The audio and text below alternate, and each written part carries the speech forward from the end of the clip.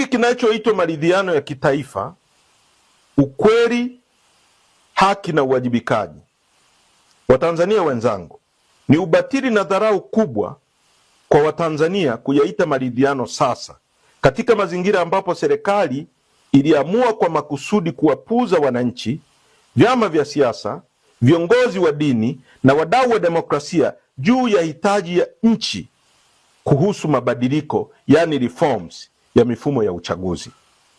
Ni wazi kabisa hakuna maridhiano bila haki na hakuna haki bila uwajibikaji.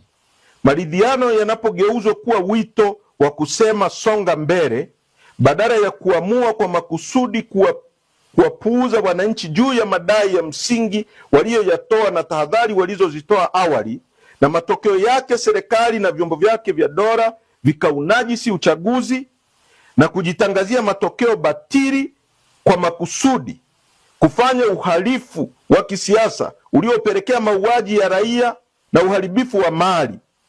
Wito huo wa maridhiano ni wa kupumbaza na hauna ukweli nyuma yake.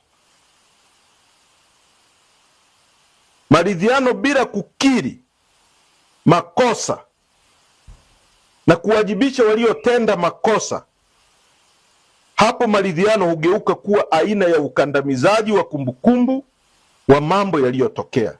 Watu wameuawa kwa maelfu, watu wamekuwa vilema, wamesingiziwa kesi za uongo, za uhaini. Taifa linaomboleza kwa machozi ambayo mpaka leo hayajakoma. Kama chama tulishauri kuwa ni vyema familia za wote waliouawa na kupata vilema zipewe fidia kama sehemu ya kuonesha kujali utu wa mtu, lakini watawala dhalimu wamepuuzia. Halafu leo unaita maridhiano.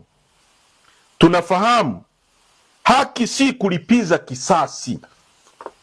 Haki ni kurejesha utu wa waathirika na imani ya wananchi katika taasisi za dola. Bila uwajibikaji wa waliohusika, iwe ni kupitia vyombo vya haki, tume huru za ukweli au marekebisho ya taasisi, maridhiano hubaki kuwa kauli ya kisiasa, si mkataba wa kijamii.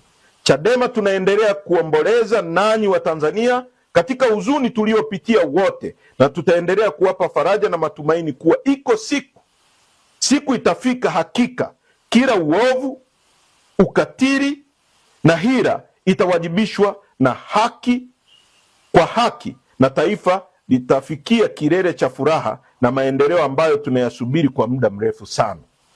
Chadema, chama chenu, hakitakuwa tayari kwa maridhiano yenye kupumbaza, kuhadaa, yenye ulaghai na yenye kuondoa taifa kwenye ukweli na haki.